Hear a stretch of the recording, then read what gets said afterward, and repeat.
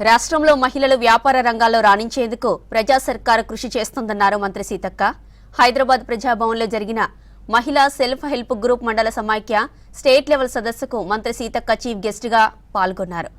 మహిళలు free bus journey నుంచి ఆర్టీసీకి అద్దె బస్సులు ఇచ్చే స్థాయికి చేరుకున్నారని చెప్పారు. ఏటా 20,000 కోట్లకు తగ్గకుండా ఐకేపీ సంఘాలకు బ్యాంకులు రుణాలిస్తున్నట్లు చెప్పారు. ఎంతో మంది బడాబాబులు బ్యాంకులకు లోన్లు ఎగవేస్తుంటే మహిళా సంఘాలు 99% లోన్లు తిరిగి చెల్లిస్తున్నట్లు తెలిపారు. 1,000 కోట్లు కొల్లగొట్టే లలిత్ మోడీల కంటే తెలంగాణ ఆడబిడ్డలే నయమని బ్యాంకర్లు భావిస్తున్నారన్నారు.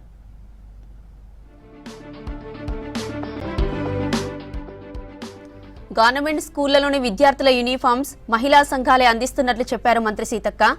ఆదిలాబాద్లో ఆదివాసీ బిడ్డలు తయారు చేసిన ఇప్ప పువ్వు లడ్డూలకు ఇంటర్నేషనల్ లెవెల్లో ఖ్యాతి దక్కినట్లు చెప్పారు.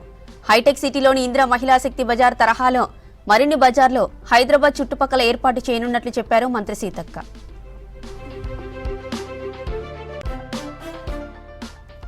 కోటి మంది మహిళలను స్వయం సహాయక సంఘాల్లో చేర్పించాలన్నారు మంత్రి. మహిళలను కోటీశ్వర్లను చేయాలన్న సంకల్పంతోనే రేవంత్ సర్కారు పనిచేస్తుందని చెప్పారు. కుటుంబంలో ఆడబిడ్డలు సంతోషంగా ఉన్నప్పుడే ఇంటిల్లిపాదికి ఆనందం దక్కుతుందన్నారు. పేదరికం కారణంగానే నక్సలైట్ ఉద్యమం వచ్చిందన్నారు సీతక్క. శ్రీకాకుళం మారుమూల ప్రాంతాల్లో వడ్డీ వ్యాపారుల దోపిడీ భరించలేకనే విప్లవ ఉద్యమాలు పుట్టుకొచ్చినట్లు చెప్పారు. వడ్డీ వ్యాపారుల దోపిడీపై అంకుశంగా మహిళా సంఘాలు పనిచేశాయన్నారు. మహిళా సంఘాలకు బ్యాంకర్లు ఇచ్చే ప్రతి రూపాయి సద్వినియోగం అవుతుందని చెప్పారు మంత్రి సీతక్క. కార్యక్రమంలో అన్ని జిల్లాల నుంచి ఐకేపీ మండల సమైక్య ప్రెసిడెంట్లు పాల్గొన్నారు.